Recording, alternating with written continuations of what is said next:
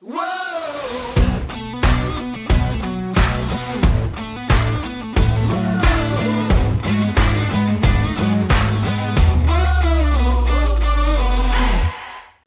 to the What's Already podcast, where we fashion ourselves television judge and jury.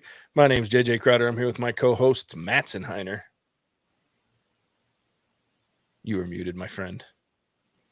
Well, audience, that's listening to us live and on the podcast. I was trying to eat some s'mores snacks here, and they're very good, but I was muting myself. So I'm following the footsteps of Javier Ortiz, who love to eat on the podcast. This is true. The Real Ginge, a.k.a. Mattson Heiner, better read than dead. That took forever. It's good times. And Alec Burgess. I have my next TikTok. Let's get it. I love when we feed when snacks come a calling. That's what you should say. Snacks. Everybody loves snacks. Just send in the workday over here in northeast Seattle, man. You gotta wolf down something since we're doing this for the hot minute. I always get so hungry after these things. I know.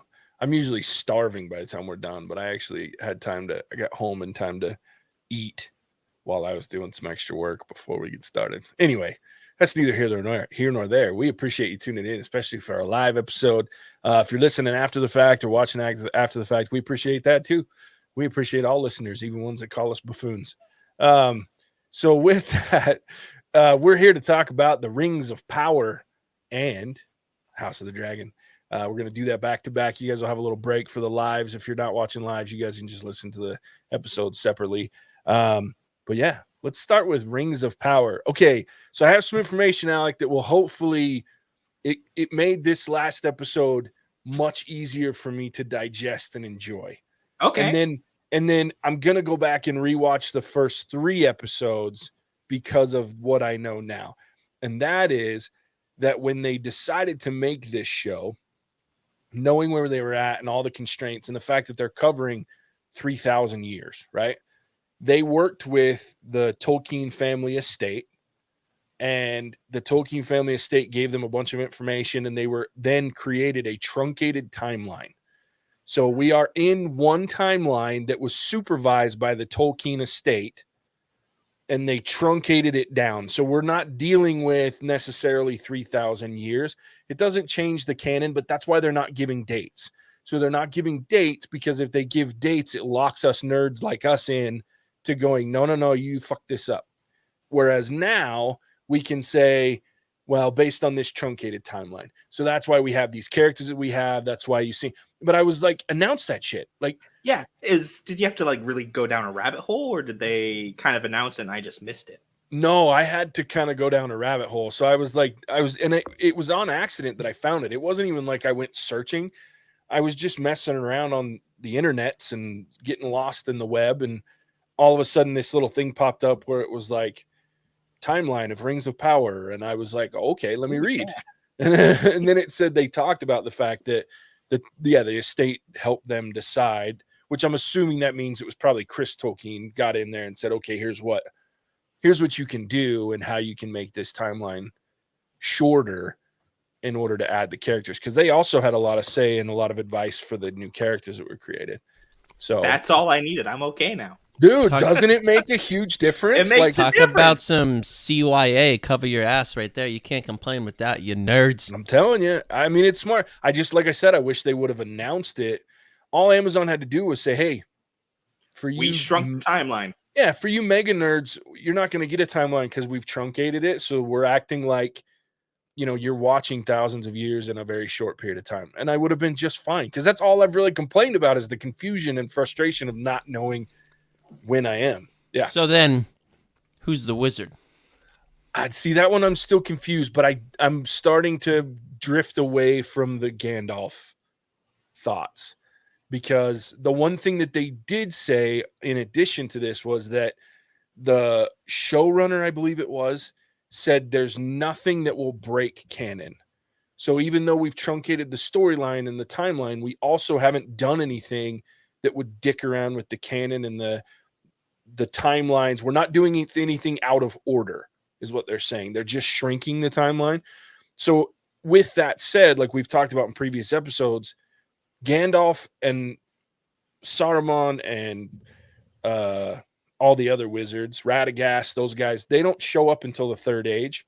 So based on that comment from the showrunner, I don't think it's one of the wizards that we're aware of. Now, there's nothing to say that this isn't a new character and there were wizards prior to Saruman and Gandalf, or it still could technically, I guess, be one of the blue wizards because they were second age. So it could be that, or it could be, like I said, some sort of rebirth of Sauron, because there was that weird hint about the I want to get Alex's Starfall opinion because he's more of our resident LOTR nerd. Where is your opinion on with that? It's tough because I was actually leaning more towards Gandalf based off of something, because I dove into the lore again. And when the Harfoots split, they split kind of around the time that Sauron was coming back. So I was leaning towards that, but I mean, I've also kind of gone the way of this could just be another Maya, or even one of the Valar if they were really trying to go crazy. Sure. You know, it could also be what's Elrond's daddy's name? Erendil? You know what's interesting is I was just thinking that too. In Erendil this moment, coming in, getting knocked out of the sky as part of an omen, because his job is to kind of carry the star across the heavens type of a deal. And that would be cool because we are getting Elrond's daddy issues showing up. So that's a tough one because I was leaning into Gandalf, and then JJ said they truncated the timeline, not breaking anything. So that kind of takes that away. So I don't know. I like this Erendil idea though, because they even talking with Elrond talking about like having that one moment with his dad, something like that could be an interesting twist. And he's looking for stars. Yeah. Well, and he was a shooting star. I mean, good Lord, that's because I mean that's pretty much what his dad is at this point. So so that was something that I was thinking. It's smart. Yeah, it's tricky though. Mm-hmm. The other thing, so what's his name? Adar? Mm-hmm. Yeah. Straight up G. What happened to him? Mm-hmm. Dude, he's made up though, right? Yeah. So he's a dark. He's a talking dark about dark elf. elves. I'm not cool enough to really understand. I mean, I'm sure there was only a couple in the Legendarium of Tolkien, where essentially they're just elves who went bad. Sided with Sauron and Morgoth in the first age. I don't think there's any that ended up in the second or third age. No record anyway. Yeah, but they're playing with stuff that hasn't been played with before, so I love it. Yeah. And I think having him be the Adar called the Father by the orcs is based off of the line in Two Towers, I think it is, where Saruman talks to his Uruk-hai. He tells him that orcs were derived of elves. Yeah, it's a Peter Jackson trilogy thing, and not really super canon, but I kind of liked it. I was like, oh, I see where they're going with that. They're taking that route. Yeah, I've been during this whole thing with the introduction of Adar. I'm like, well, when are they going to make Uruk-hai? Like, how does that start? Does he begin that process at some point? I've just been curious. That would be third age, because that was Saruman who came up with the Uruk-hai. Oh, so when he did come, okay, so he got it. So that didn't happen till then. I was wondering if he like brought it back. I would, you never know. Yeah. No, absolutely. So I just have to point out that we now have two Starks represented in this show, because the guy playing Adar he played Benjen Stark in the original Lord of the Rings, the original Game of Thrones series. So I was like, oh, now we got Ned and his little brother in the show. And I was like, whew. I was like, Amazon really poached a lot from HBO for this series, right? Which I'm okay with. I really enjoy that actor. Yeah, he's really good. I can't Joseph something. I don't remember his last name, but I really enjoyed him in Game of Thrones. So What's the cool elf that we really like? I'm forgetting his name. Arondir. I liked your TikTok, Alec, about trying to already compare him to Legolas, and obviously Legolas smashed. Everyone loves him. We're gonna need to see a lot more of this Arondir for a while to get onto the level of Mr. Legolas. But so far, I will say, pretty sweet dude. Dude, he's dope. He caught an arrow out of midair. Yeah, that was so Just cool. Snatched it. And I love that they did that in slow mo. Yeah. That was cool. That whole scene running through the forest. Yeah. Was amazing. I was like, dude, I'm on Team Arondir. It was cool to see that, and then with Arendelle seeing his elvish vision, as he was able to kind of lip read the conversation between, is it Doran or what's his name? Yeah, Doran and his wife, and I was like, that's cool because they always kind of hinted at that within the trilogy, but you never were able to really experience it, and they didn't really focus on it a ton with Legolas. You got to see him like stand on the snow, but he could see afar up, but they didn't show like what he could really see. And I was like, oh, it's cool. Like if it's that, like that's what they're doing. I'm like, dang, Elf's got it going on, man. Yeah. Oh, absolutely. Okay. So I have a question for you, Alec. I have a couple actually, because these are ones that I don't know enough to have even theories on yet.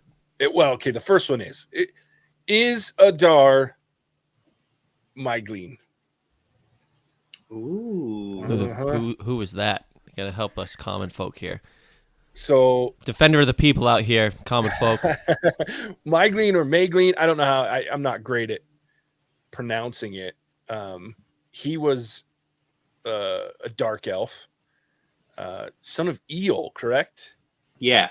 He was that's all I know about him. He was like Elrond's grandpapa. That's right. That's right. Like that would be really cool. Yeah, because he doesn't die till the second age, right? He doesn't die. Oh, I thought he got killed by somebody. I thought somebody tracked him down. Maybe I'm wrong. Maybe it was the Valar. One of the Valar got him. But that would be cool. Yeah. That was one thought that I had. That would add an entirely different element to the whole story if they brought him, because he was one of the very few dark elves. He's the guy who betrayed Gondolin and all them. Mm-hmm. Oh, that would be cool, right? I would be okay with them breaking canon if they brought if this was the reason. Right. Well, because then I was like, I'm trying to dive in and I don't remember if he was, because I'm pretty sure that he's mentioned in the appendices somewhere. I don't think it was much, but I think he was mentioned. And then I know he was mentioned in the history of Middle Earth. Now, I don't know if they own the rights to the history of Middle Earth. But I think, because I think they got everything but the Silmarillion and the Unfinished Tales. And if they got history of Middle Earth, then he's fair game. That really changes some shit, doesn't it? That changes a lot. And then if it is him, okay, this takes me to the next question: is the damn sword we're seeing, is that his sword? Because he had a sword, Angarel, Ang was something, one of them elvish words. He had a pretty famous sword. And if it's not his, then what the hell's that sword? And that's my question that I don't even have a theory on, other than if it's Maygleen. Well, the thing with that is I thought that was Sauron's mace that he uses, because they call it the hilt. They never mentioned blade. That's what I thought it was.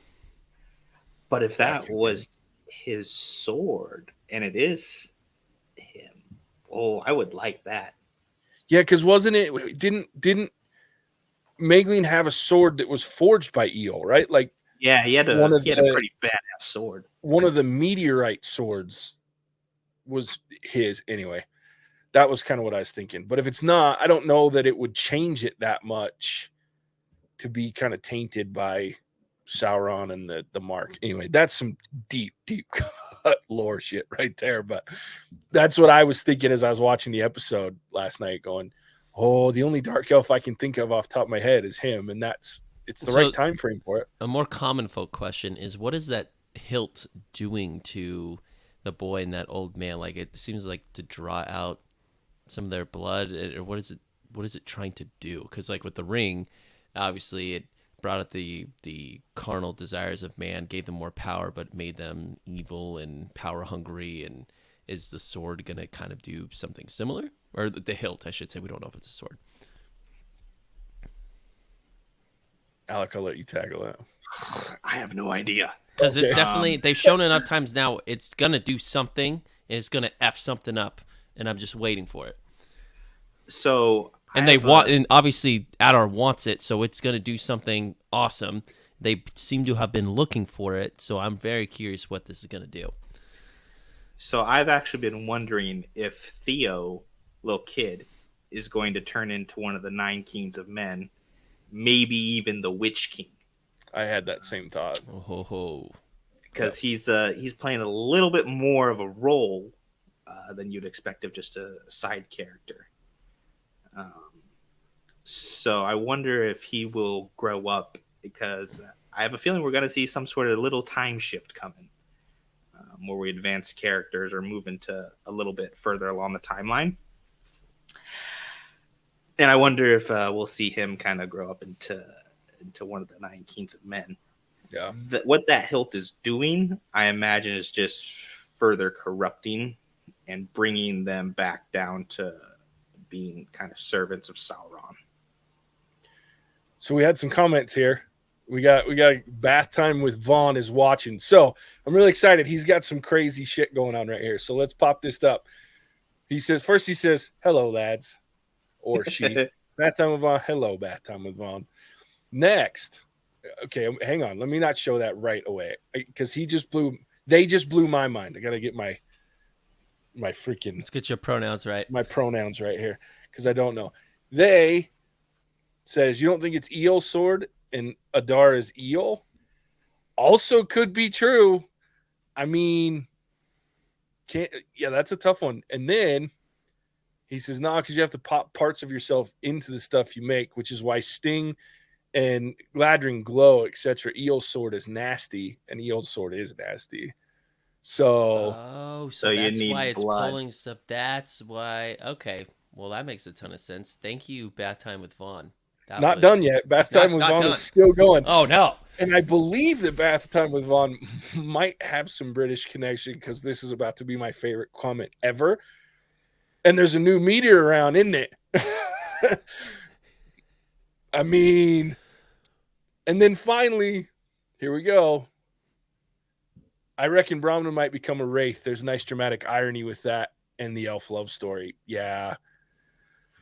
That one makes me sad to think about, but it could very well. She might take one for the team. And yeah. That would be unfortunate. Yes. But it would make sense. That'd be a real heart ripper. Wait, a wraith? There can be a ring wraith we're talking about? I would assume so, or some form of. There were other ways for wraiths to be made. I thought there was only. So wait, there's more than. Oh, so you can, when you get turned, you're a wraith, but I thought there was only 9 wraiths that they show, but there's other wraiths you can just be a wraith, but not the 9. Yeah, like when Frodo gets stabbed with the Morgul blade on top of on Hilltop. So he was on his way to becoming a wraith. Got it. Until in the movies, until Arwen fixed him. That's a super interesting theory. Yeah, that's what. See, I like that time with Ron. That time was on it. So Frodo was going to be one too. Yeah, no, I didn't know that you could. Okay, well that makes much more sense. So that would be an interesting plot point, because I definitely think Rowan is right for something to happen. There's just a lot going on with that hill, and a lot. That's of all the of all the stories that are happening right now, that is definitely the one I'm most invested in at the moment. And I'm really enjoying what they're doing with that. Yeah, same here. That it's just so cool. What that whole side of it is really fun to watch, and because it's all new, but it's all familiar, and then so it adds like this real depth of enjoyment, because you're like, whoa, I don't know anything about this, but I love it, right? So I want to bath time with Vaughn. A real time question here. We've been talking about who we think this wizard is. I would love to know who you think this wizard is. Or the Feel stranger. free to chime in. Yeah, the stranger. Yeah. That's the correct term. Thank you, JJ. Yeah. But I would love to know. Okay. This person is some deep cut shit here. Okay, ready? Bath time with Vaughn. The only problem I have with the Southland story is they're from the South, but they speak like Northerners. That's some deep. Yep. See, this dude or lady, whichever one. JJ struggling. I think dude is gender neutral. Everybody's a dude to me. Dude, that's. I even call Casey dude all the time. She gets mad at me for it. Oh, good. Yeah. Is there anything else? That's a good point though on the speaking like Northerners. Yeah. I wonder if it's a nod to the fact that almost everybody started out on the east of Middle Earth and then migrated west. Oh, we got my answer, JJ. Bring it up. Oh yeah, you did get it. Wow. Okay, I like this. He says it's clearly Gandalf, but I want him to be a Balrog and not Olorin because I'd love the last scene to be a Balrog starting up Mount Doom and the darkening of Mordor. And we already got. Oh my. So wait, a Balrog can turn into human form? They can shapeshift. Dude, this stuff just gets crazier by the minute, and I'm loving it. So that's twisted because we saw a little bit of the darkening power in this episode when Theo's running, trying to get back. We saw the sky start to darken, and then his little friend was running up the hill trying to outrun the darkness. That's a... Oh, those poor Harfoots. I cannot get enough of bath time with Vaughn. Okay, he says, or they say it's a Maiar, isn't it? I don't know the rule. I don't know about the rules. It probably is a Maiar of some sort, that's my thought. It's just an early version of the Maiar. Well, we have learned so much. Appreciate the chime in. Thanks for the comments. This is what I love about going live, is we can interact.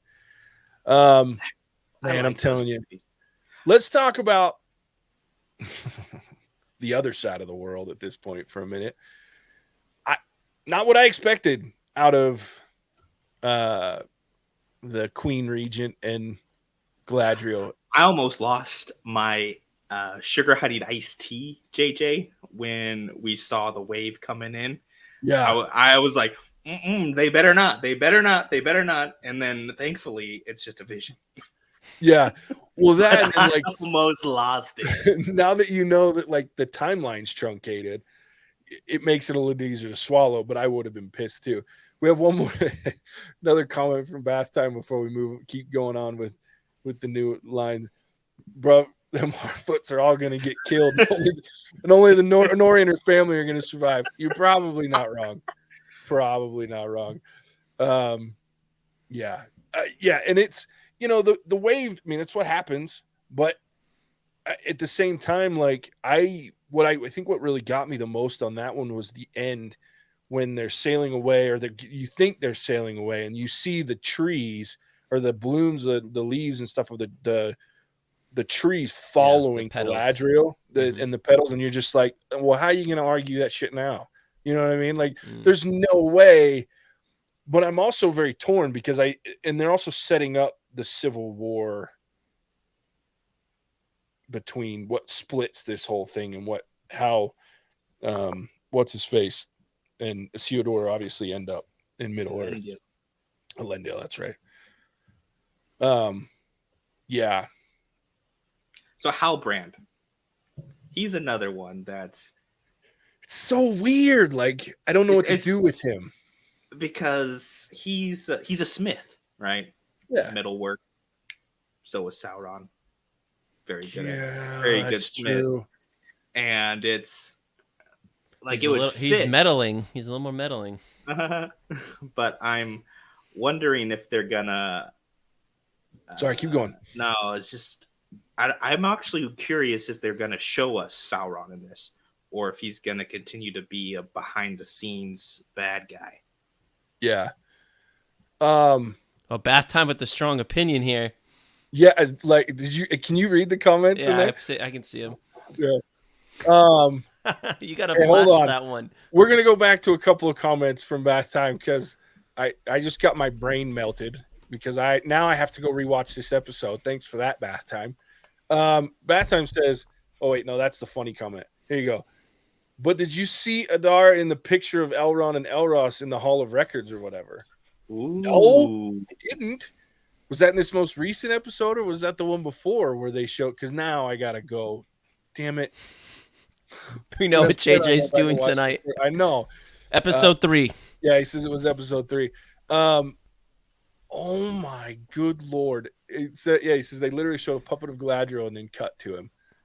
Son of a bitch! Now I have to go rewatch episode I got 2 3 as well. All right. So something else the Bath Time brought up. I quite right. The Palantir has got glitched and can only show one thing. Yes, I love this. This is my favorite episode we've ever recorded, boys. I'm just telling you. That's funny. I was so tickled to see the Palantir. Like, it got scratched is what happened. Yeah. So now it's just skipping on image on a loop. It's like a CD. Exactly. It's like a CD, just back and forth, just restarts the track. I was really happy. I love the way that plays out. That's how. And I like the fact that it's this vision that's created the downfall of Numenor, right? Like this isn't like I like that they've made it so that it's not just this group of great human beings that are having issues. And so the whole civilization, except for a small group, are just anti-establishment and elves. It's that there's reasons behind it. And I think that's an interesting concept when you think about the Lord of the Rings in general, especially from the non-canon or the outside fringes of the canon because there's so little detail that Tolkien was able to give outside the original trilogy and The Hobbit, because fortunately he passed away, but his notes have all these comments. And now we're getting a chance to see some of the motivations in places that we never had motivation. We just knew Numenor fell. We knew that they went from being on the side of elves and being technically at one point, they descend from elves or the Valar at least. And then all of a sudden they're not on board anymore because they're petty and they're jealous and whatnot. But what else caused that? So to see that this king has gone nuts from looking into a Palantir and seeing a vision that cracked him. Yeah, I liked it. I'm fully on with this show now. Like, I had my issues, but once I got 100% on board. Timeline, I'm good to go. That's all I ever wanted. Yep. Love it. For not knowing as much as both of you, I've already been on the show. I can't wait to see a little bit more action. For me personally, I loved Adar. I love what they're building with that, because I wanted a compelling villain that's going to get me through to the next stage. Definitely have that. So many different interesting storylines, and I'm loving learning a lot more about this lore, because me personally, I love Lord of the Rings and diving. It's going to get me to go read a lot more of the stuff behind the scenes and become more of an LOTR nerd myself, but this is the gateway to the good way. Yeah. And Bath Time had another follow-up comment. He says, one thing that vexed me in the films was how they never did Denethor and his Palantir properly. 100% agree, because you just never see it. They mentioned it. Oh, you have a Palantir or whatever, but you never. And that was a huge part of the book, that was making him nuttier than a freaking bag of cashews. So it's just like, what the hell's going on? So that one got a little bit away from you, didn't it, JJ? There was going to be a little bit more inappropriateness there, but I keep remembering we're on Facebook. So, yeah. But I tell you, I'm looking forward to more Celebrimbor.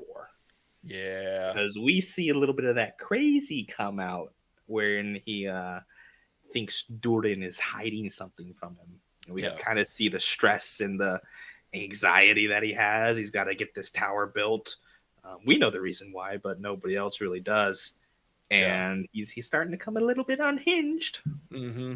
Well, and I think you'll start to see the even more, because right now it seems like, while they're not like, hey, kumbaya and shit with the elves, it's not like there's a level of hatred.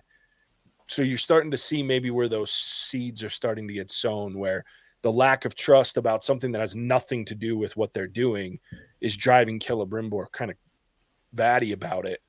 And then the two of them are just testing each other, right? Like Durin's dad sends him to spy kind of basically at the end there, and Celebrimbor's having a little crack, and it's just, yeah, it's interesting, the intrigue, now that I'm not worried about timelines. So Oh, it's fantastic. I love it. Bad Time's the best. Okay, That so comment. this is great. He's talking about Denethor here, which, I give Denethor a bunch of shit because he does go cuckoo for Cocoa Puffs, but he was the only man that resisted the will of Sauron prior to Aragorn looking into it at the end there. But finally, I love this. I hope they don't go sexual with Celebrimbor and Sauron. Any kind of love is fine in Tolkien as long as it's not sexual. It's fair. I mean, they're not wrong. They're not wrong. That would definitely go against the man's wishes for what he wrote in his canon. Yep. So, that's fair. Man, I love it. Loving these comments. Great episode. This is fun. Yeah. Okay. I have one last thing before we move on to House of Dragon. Friggin' Durin's wife is a boss. Like, screw Durin being king. Just let this chick run the joint, because damn. She's like lying to friggin' Elrond like a boss, like playing the politics game. She got it. Yeah, and then like when she's singing at the end and making the whole damn place shake, and oh my, that was dope. Let's not forget, she's the one who actually discovered Mithril. That's fair too. Put that on your resume. Shoot, dope. And I like how they're playing the Mithril thing, like. That this is the first time you're seeing it. They don't know what's going on. They're a little hesitant even, right? Like, which you don't foresee because of the way that Barad-dûr eventually falls. You wouldn't expect there to be hesitation around jumping in. So, well, now what you guys told me earlier in some of our podcasts, that because they find this and they dig so low that it becomes the downfall. Like I hope at some point in one of these seasons we can see what that looks like, because I'm fascinated by what, like, they open up some chasm and all hell breaks loose, because we know it does, but very excited. Yeah, it would be quite a time jump to do that, but it would be kind of interesting to see how they pull off showing Balin again, like, now that he's made his screen appearance. All right, we got this guy, this lady, whoever the hell, Bath Time, my favorite. You think all the talk of Arendo means we might see him? I was gutted we never saw him whizzing about with the Silmaril fighting dragons. It would have been kind of Fast and Furious. As long as you got family, I hope we can see it. Yeah. Oh, now this is another one, because the lake got mentioned, okay, in this episode. I think the Watcher in the Water might pop out at some point. Yep. Because it did get mentioned that they were underneath it. So kind of fun. Man, Bath Time. Thanks for joining us. Hang out, MVP. Man, or girl. We're gonna be talking about House of Dragon here soon. If you like that show, hang out and give us some more comments. At this point, though, it's time to move on to that. Before we do, Mattson, tell everybody where they can find us. Hey, if you want to keep interacting with us, continue to check us out on our Facebook and YouTube lives every Monday at 6 p.m. Mountain or 8 p.m. Eastern, F Central Time. You can listen to The House of the Dragon and Lord of the Rings, Rings of Power. Otherwise, wherever good podcasts can be found, search What's Our Verdict Reviews. Come listen to the numerous amount of TV shows and movies that we're doing, as well as some other things like understanding if the Earth is actually round or flat. That's been a controversial episode of late. And then check us out on TikTok and Instagram to see some of our cuts from our recording sessions, and just come chime in. And our website at whatsourverdict.com. If you want us to review something or talk about something more in depthly, email us at hosts@whatsourverdict, or slide into our DMs on social media and we will respond. And Bath Time finally threw me a line, a freaking yeah. I'm a lads. No, I appreciate that, because I've been going. JJ's been struggling out here, struggle bus. I've been going freaking nutty as a bag of Oh pistachios over here, because I didn't know, and I'm just. Hey, Bad Time, if this is your first time listening to us, let us know, because you are now my favorite listener. Yeah. Charles, when you do listen to this, F you, Charles. Bath Time is on the opposite end. Bath Time is like gold. You're like doo-doo. But we love doo-doo. All right, so we are going to move on to House of Dragons. If you're watching this live, hang out. We'll be back in 2 shakes. Just got to run our intro, so for editing and all that fun stuff, for me to cut up episodes. But 2 shakes. 2 shakes of a bag of pistachios. Yeah, Mattson says it's his first time, bruv. Well, thanks, bruv, for listening to us. I'm just going to steal your word there, and I love that you're listening. So, yeah, so there it is. We'll be back in just a second. With that, we appreciate you tuning in. For those that might not stay, as always, we'll catch you on the next one. Bye. Cinematic. That's your line, Mattson. I know. I You're know. killing me.